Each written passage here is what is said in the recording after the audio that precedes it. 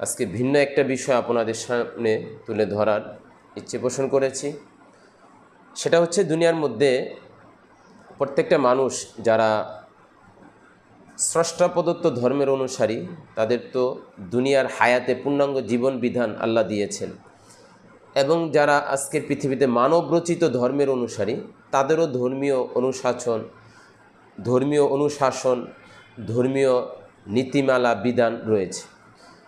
তো পৃথিবীর কোনো ধর্মেরই এ কথার অবকাশ নেই বা এই কথার সুযোগ নাই যে একজন মানুষ জুলুম করবে, অন্যায় করবে এবং জুলুমের স্তরে পৌঁছতে পৌঁছতে সে এই দুনিয়াতে অঢেল সম্পত্তির মালিক হবে, আর এই অঢেল সম্পত্তির মালিক হওয়াটাকে সে তার পেশা বানিয়ে নেবে।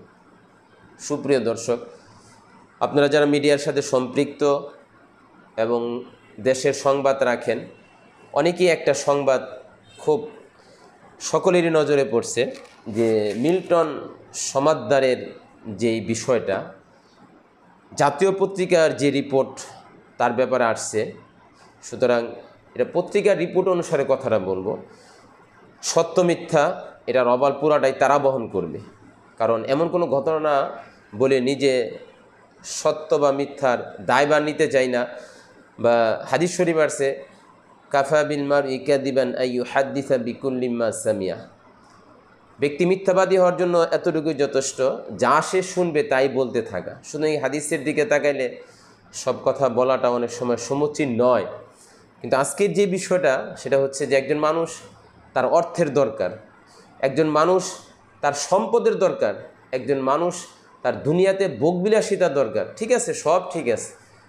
যদি কারো এই ধরনের স্বপ্ন থাকে, তাহলে সে স্বচ্ছ সঠিক পন্থায় হাড় ভাঙ্গা শ্রম দিয়ে অর্থ উপার্জন করে সে কোটিপতি হোক, সে বিলাসিতায় লিপ্ত হোক, এটা একটা অধ্যায়, একটা সাইড, একটা দিক। কিন্তু আজকে জুলুম নির্যাতন করে অবৈধ পন্থারও নিম্ন স্তরে গিয়ে এইভাবে টাকা উপার্জনের যে মন মানসিকতা, যেটা পত্রিকার মধ্যে আসছে যে সে মানুষকে সেবার নামে মানুষের উপর যেই অমানবিক নির্যাতন জুলুম চালিয়েছে, আসলে রাষ্ট্রের উচিত এই ধরনের নীরব যত জুলুম আছে, এই ধরনের যত অন্যায় অবিচার আছে সমাজের মধ্যে, এগুলো বের করা দরকার।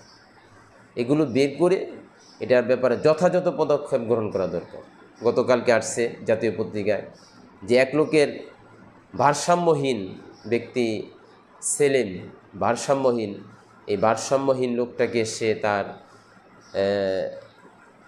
বৃদ্ধাশ্রমগার সেখানে নিয়ে সেই লোকটার কিডনি বিক্রি করার এবং আরও বহুজনের কিডনি বিক্রি করার যে অবস্থানটা, মুসলমানদের বিধান, ইসলামের বিধান যে ইসলামের দৃষ্টিকোণ থেকে কিডনি সহ মুসলমানদের কোনো অঙ্গ প্রত্যঙ্গ বিক্রি করা জায়েজ নেই, কিন্তু কারো উপকারের জন্য দেওয়া সেটা এক বিষয়। কিডনি এক ভাইয়ের জীবন অচল, সে ব্যাপারে ভিন্ন পরামর্শ। কিন্তু এখানে যে বিষয়টা, অর্থ দরকার, সম্পদ দরকার, এইভাবে নীরব মানুষের জীবনকে ধ্বংসের পথে ঠেলে দিয়ে টাকা উপার্জন, এই জন্য রাষ্ট্র, সমাজ, পরিবার সবার উচিত ঐক্যবদ্ধভাবে এই ধরনের অসামাজিক অন্যায় যেগুলো সমাজে না বলা যায়, না আলোচনা করা যায়, এই জন্য রাষ্ট্র হতে নিয়ে সকলের প্রতি অনুরোধ, আল্লাহ তাআলা আমাকে এবং আমরা এই তারতিলুল কোরআন ফাউন্ডেশনের সাথে যারা সম্পৃক্ত রয়েছি, এই ধরনের কথাগুলো শোনার পর আল্লাহ তাআলার কাছে পানা চাইতে হবে।